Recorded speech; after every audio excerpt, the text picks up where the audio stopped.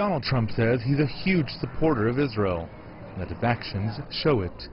As part of his first trip abroad as president, Trump broke with past protocol and became the first sitting U.S. leader to visit Jerusalem's Wailing Wall. The Old City site, the holiest for Jews, sits on disputed territory claimed by both Israel and the Palestinians.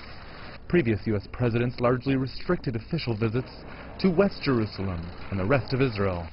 At the end of last year, Trump again broke with convention.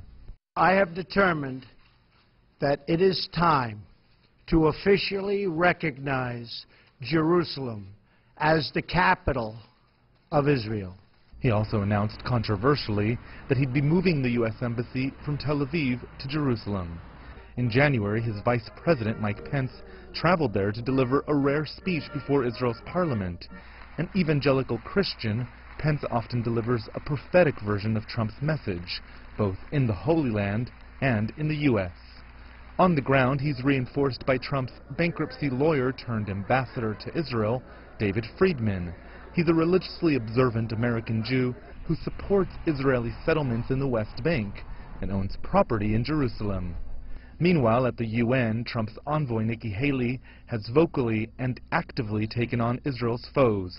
What we witnessed here today in the Security Council is an insult. It won't be forgotten. And back in Washington, Trump's Jewish daughter and son-in-law have become somewhat celebrities within the Jewish community. But Trump's relationship with American Jews and Israel has not always been a love fest. Many liberal Jews loathe him. Some booed and walked out of his 2016 speech as a candidate before AIPAC, the pro-Israel lobby.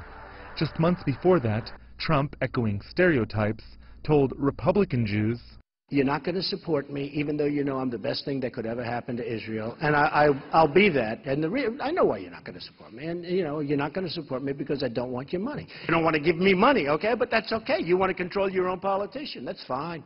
Good." Then, after his election, Trump got slammed by Jewish American leaders who accused him of turning a blind eye to an uptick in anti-Semitism, or worse, they said, encouraging it. But Trump's alliance with Israel's hawkish Prime Minister, Benjamin Netanyahu, has managed to silence most of Trump's pro-Israel critics and convinced key Jewish American backers, like billionaire Sheldon Adelson, to get on the Trump train. Remember, Netanyahu was no fan of Trump's predecessor, Barack Obama, but for 8 years he was stuck with him.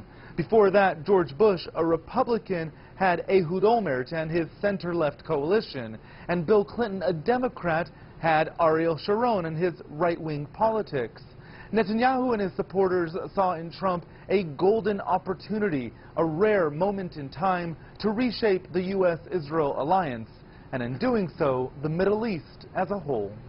Rowie Rettenberg, CGTN in Washington.